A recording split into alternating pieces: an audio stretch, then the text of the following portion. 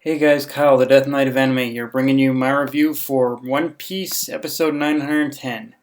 So, starting off, the whole episode is basically gives us the backstory of the Kozuki family and Oden's origins.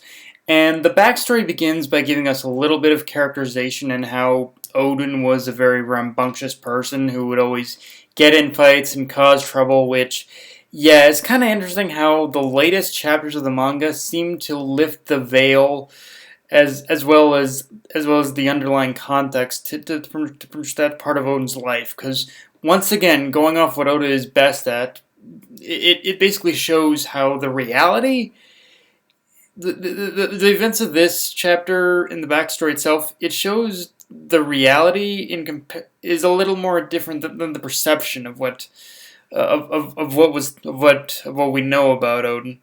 One thing I like in this part of the story as well with the anime in regards to the anime is that I believe they extended a lot of the backstory itself, but in the beginning section specifically, they extended the fight between Odin and the thugs and Odin versus Ashura Doji. So it gave us a lot more context in how those events specifically played out. Like in the manga, it was again it's kind of one of the things where with the manga it just kind of had like a pretty much still frame of showing us all these events. It never actually like pretty much got in depth with showing us. So yeah, there's that. Again, at least not until the latest chapter, mind you.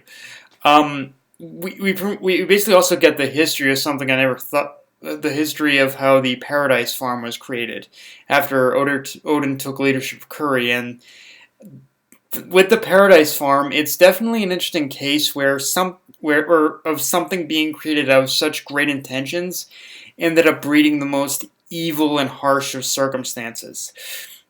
Because as shown, after Odin was framed, suddenly the Paradise Farm became suddenly the Paradise Farm became all the it suddenly became like a place. It suddenly became like a pretty much conduit that attracted all the wealthy and the well-to-do in the capital. But it was never but it was no longer shared among the people anymore. And I wouldn't be surprised in some way if the Paradise Farm was basically used in Orochi's perception. It was used in Oroshi's deception of turning the people against Odin, yeah, at least partly used in his perception as I'm sure that there was a lot more to Odin's deception than just that. But because honestly, as we see, Odin was branded a freaking criminal in this, so there's obvious so there's so yeah, there's obviously more there as to what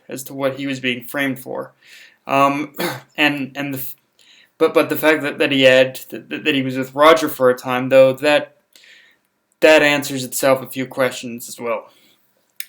And and in general, one thing I found interesting while watching this episode is that it pretty much took it that basically Toei took full advantage of what they were given with this episode by fleshing out a lot more of the details with Odin's past. For instance, unless I'm mistaken, the woman he saves from the ruffians was Toki in her younger years. Like early on into the episode, there's a scene of him pretty much of him roughing up the ruffians, like beating up the ruffians, obviously, and one of the ruffians was about to kidnap or do something to a girl, but Odin stepped in and stopped him from doing anything to her. And I think that young woman, I think we got shown like how Toki and Odin met at the time, I think. And that was probably Toki in her younger years, so a nice bit of connectivity there. And I don't think it was, and I don't think it was ever made fully clear in the manga, but here it does kind of make that a little more clear, probably.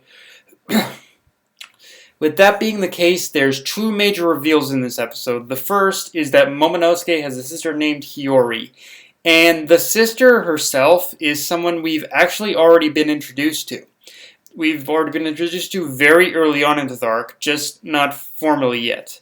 Though, as far as the anime is concerned, and looking back, I'm suddenly realizing that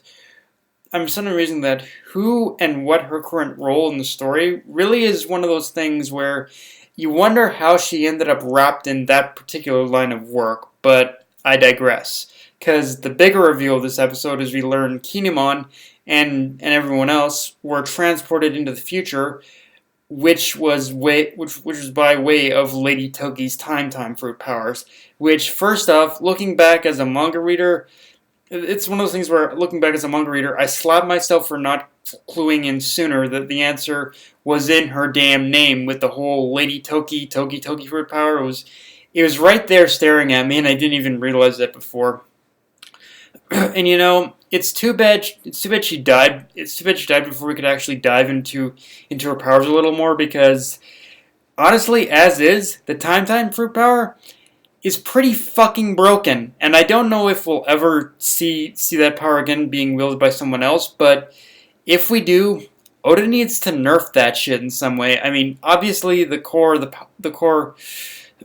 power is just traveling through time, but the fact that she could pull off 20 years is the crux of what makes me believe this power is way too OP for its own good. Like, I don't think we're ever gonna learn more about it because it seems like Oda just kind of used it as like a plot device of some kind. But if we ever do get more on the time for power, yeah, Oda needs to he needs to give us like weaknesses of that shit or something like that. And I don't know if he did, but I can't remember if he did. But yeah, at some point he does. He needs to do that. Getting back to what I was talking about with this episode, fleshing out a lot more of the story, though, a lot more of the backstory, though. One particular aspect that interests me is in this episode, we actually kind of get a moment that isn't supposed to happen.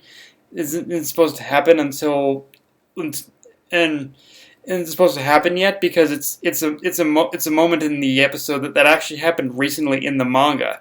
So the anime actually kind of spoiled us a little, kind of spoiled that moment a little early, and a little early for those only for those who are only watching the anime, which I need to kind of correct myself when I basically did the review for this.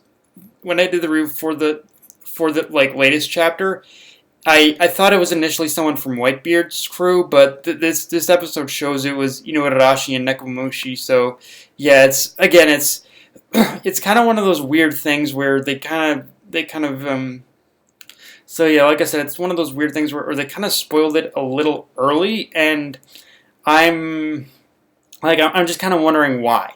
Like it's not a big deal or anything, but it's like they had, it's one of those things where they had this where they kind of where they just kind of spoiled. Where I wonder what the mentality was, because it again, I know in most cases like this, it's that obviously the thing is to kind of the thing about it is to kind of basically just say that the mentality is that the anime is mostly for people who have read the manga already. But in this case, even as someone who read the manga, even I think that was a little bit too much of an early reveal on that one. But so when we finally do get to that point in the manga, it'll be like, what are you gonna do then? You've already used it. I suppose it'll just be one of those times where we're gonna get the moment, just not him being silhouetted, I guess. Also, one kind of funny thing I found with this episode is that even though the title has Roger's name in it, there was actually no point in the flashback where we see any interaction between him and Oden. However, because this episode is also focused on Oden and the Kazuki family, we still get a sense for what it is about Oden that even Roger admired.